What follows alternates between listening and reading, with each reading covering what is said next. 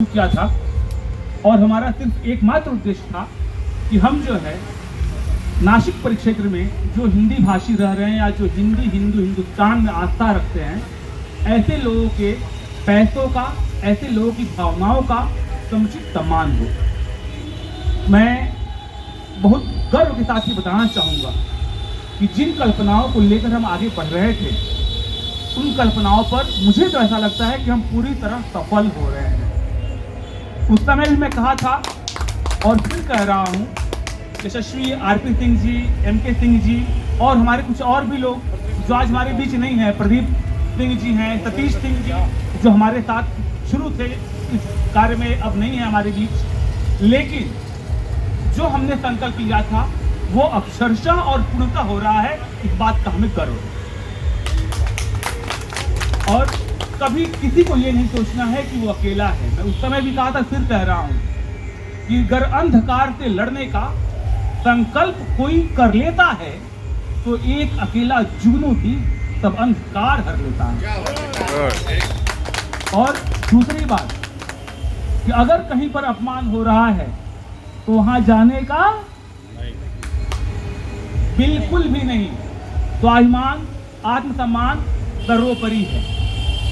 जिस घट पर प्यास बुझाने से अपमान प्यास का होता हो, उस घट पर प्यास बुझाने से प्यासा मर जाना बेहतर है। मुझे पूरा विश्वास है कि आदरणीय श्री आरपी सिंह जी के नेतृत्व में आप सभी लोग जो यहाँ पर हैं, श्री झा जी, प्रदीप सिंह जी, आप, एमके सिंह जी, आप बखूबी आगे बढ़ेंगे।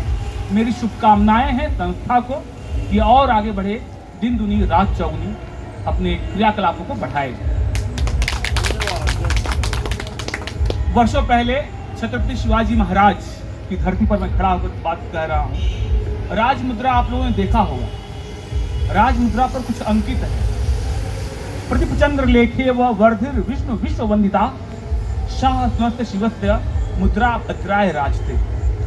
उस समय ये कहा गया कि जिस प्रकार प्रतिपदा का चांद आगे बढ़ता है, ठीक उसी प्रकार शाह जी के पुत्र छत्रपति शिवाजी महाराज का कीर्ति जो है इस राजमुद्रा के माध्यम से आगे बढ़े।